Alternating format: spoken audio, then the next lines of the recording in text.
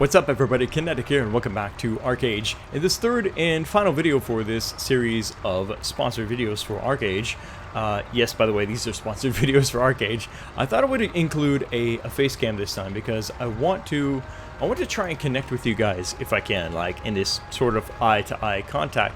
Is that way you can see my face and you can see me as a real person, that I'm being as genuine and honest as I can about Archeage, in that I am sponsored to simply play the game. That's it. I'm not reading from a script. I'm not being told what to say or anything like that. It's just me and my creative freedom to make videos and talk about whatever it is really that I want to talk about.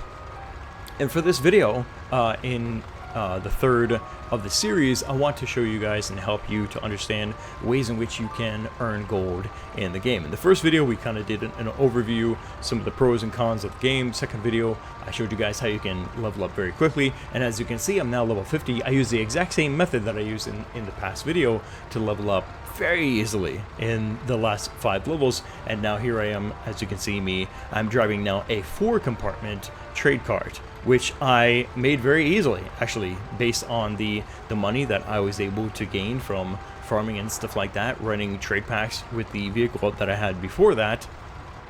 And now thanks to the Guild stars that I've earned, not because of doing trade runs, but simply opening up sort of reward boxes for leveling up, I have earned enough Guild stars through that and from some other activities in the game to actually go ahead and purchase things like the clipper boat and this 4-compartment farm wagon, which I think is really cool. So I got the Guild stars from that. I've got the money that I earned from farming and stuff like that. And the way that I was able to farm the money and farm the materials that I need for the trade packs that I'm running right now is simply from open farming. I talked about this before and how easy it is to simply now on the established servers plant whatever you want or raise whatever you want anywhere you want. I went to areas that were semi-hidden in very basic areas, right, and just a little bit off the beaten path, planted over over 70 grapevine trees out in the open in unprotected open farm areas, because as I said in the first video, nobody cares, right? Nobody really cares about this anymore. Only the biggest douchebag would be going out of their way to look for illegal farms, or open farms as I like to call them, to rip them out. And even still, they're risking themselves to being caught and dragged into court over such things and then thrown in jail because of it. This is not an issue anymore. Nobody really cares about this, and it's kind of one of the reasons why I think it's not the best idea maybe to wait until the fresh start servers come out for Archeage, because if you do that, well then basically it's day 1 and square one, right? Which might sound exciting for a few reasons, and yeah, maybe you're really into the idea of competing over resources, you know, because it's a fresh server and stuff like that. For me personally, I like the freedom in that I can basically plant whatever I want, wherever I want. Right? Most of the people in the server are well established. They've got their houses, they've got their land and stuff like that, and they're at endgame activities. For me and for other people that are maybe trying to catch up, we can plant and raise whatever we want, wherever we want, right? And you might say, well, you're always going to struggle then with land because everybody already owns the land, but that's not true, because coming up in the 3.0 update, they're adding tons of new residential areas for people to settle in, which, you know, even guys like me who are, you know, relatively fresh on this server will have a chance to gain access, to claim land in those areas, even if the people that are established here decide to leave the land that they are settling in right now, which of course isn't a guarantee. A lot of people are probably going to choose to stay where they are because they like the land, maybe even wait for other people to move out so that way they can claim even more land, you know what I'm saying, in the areas that are left behind. So there's a lot of potential there, I think, coming up in the update. But that's, you know, that's a whole nother thing. For this, I just wanted to kind of show it to you guys and prove to you that you can really plant whatever you want, wherever you want on these established servers. And from that, you know, you can make money, you can generate lots of materials for whatever reason, for selling on the auction house, or to, as you see here with me, I've decided to go ahead and convert the grapes that I've harvested from the grapevines, and then turn those into trade packs. And now I'm running those trade packs to other regions here on this single continent. Why is my wagon so slow? Am I like low on gas or something? It just seemed like it was going like really slow right there. Anyway, so yeah, I'm heading to. Oh look, there's another trade pack train right there. Choo choo. That might actually be a multi-boxer as well. The way that they're highly coordinated in their movement. I saw another train just recently too.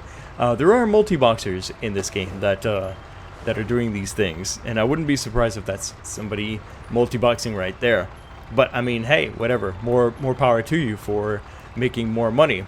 These intercontinental runs are only good, as many of you will probably know, for generating gold. You can't get Guild Stars from running these intra-continental, these within the same continent, right? These continental runs within the single, you know, area that you live in. You can't get Guild Stars. The way that you can, if you want to earn Guild Stars from trade packs, is that you have to go intercontinental. So if you are based here like I am in Nuya, then you have to go to Harania to sail across the water and bring your trade packs over there. Of course, that's a huge risk, because anybody, I think even including friendly players of the same faction, could even jump you, aka pirates or simply opposing faction players, and kill you and take your pack, which I actually tried to do. It was a silly idea, but I wanted to see if it could be done. Even now, I decided, even as an underleveled player, to load myself up on my fresh clipper boat, put together a trade pack, and let's see if I can actually get away with this and sail across the sea to try and turn this in for Guild Stars. Of course, it didn't work. Even as low pop as this server is, there was still one guy, and that's all it takes, right? Because even if this is a perfectly balanced PvP game, that would still mean that you only have a 50-50 chance against somebody else, right? Pretty much, to win the fight and to protect your trade pack and to turn it in against that one guy, not including other players that might get involved, right? There was somebody else there that tried to defend me, or maybe he was just in it for the fight. Either way, I lost my trade pack, and it was no surprise to me that was the case. If you're going to try and do those intercontinental trade runs like that, then you are much better off by at least having one other person with you, if not an entire guild, and everybody has 1, 2, whatever packs, each ready to turn in. You're going to be able to turn those packs in mass and in force like that without too much threat, I think, from opposing faction or pirates or whatever. That's your safest way to go about generating Guild Stars, right? If you're just looking for gold, then you, as you saw, you could run a train of wagons, or you can, you know, keep it simple and you know, have a single wagon like I do and keep upgrading, or yeah, farm wagon. You can keep upgrading. You can keep upgrading from here, and I had a 2 compartment wagon before. Now I have 4. It goes up to 6, and I think it even goes up to 8 and plus or whatever. It's crazy. Then you can really start making a lot of gold, right? Now you might be asking, how do I know what trade packs to run? Where do I make trade packs? Where should I run them to, and things like that? Basically, there are 2 resources that you are looking for. One, you're looking for a spreadsheet, basically, that will tell you the value of the trade packs from their origin destination to their final destination, what that is worth in terms of gold and also guild stars. I have a link to that down in the description of this video that I believe is up to date, at least as of now, right? That is one resource. Another resource that you're going to want to look at is the basic wikias or databases that are written for you know, games all the time. I think there's a Gamepedia or something like that. I'm not sure which link I'm going to leave, but there will be a link to that as well down in the description. And basically it will tell you what region specializes or what they can create in trade packs. So from that you can learn, for example, like I did, that Souls Reed produces 2 specialty packs. One is used with grapes, the other one is used with eggs, and both use trimmed meat. You create those, and then it will tell you on the other page from the spreadsheet what that's worth, those packs from Souls Reed to wherever you decide to take them. In this case, I've decided to only go two zones away, which I think is kind of the minimum if you're looking to make profit. You want to at least take your trade packs 2 zones away. I don't have sufficient labor points. That's interesting. Well, we know how to solve that. There we go. The payment will be mailed in 22 hours, blah, blah, blah, blah, blah, blah. Crafter and seller. Yep, so there we go. The payment will be 8, might as well say 8.5 gold. The price is 128%. Another 8 gold, 60 silver. There we go.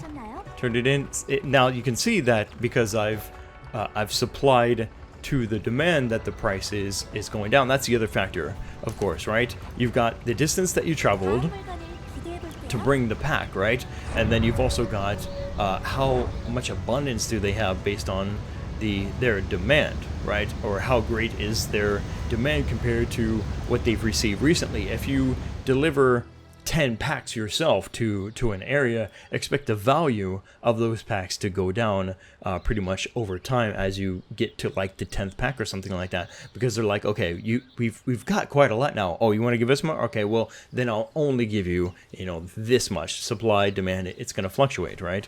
So there you go, guys. I mean, that's the basics, right, of getting gold and in a way getting Gilda stars as well. That's gonna do it for this video, though. I hope that you have enjoyed the series of Archeage videos. I'll be doing more videos like this for other games in the near future. Let me know what you think now down in the comment section below. Click the like button to support these videos here on the channel, and make sure you're subscribed so you don't miss the next video. Thanks again for watching. My name is Kinetic, and I'll see you next time.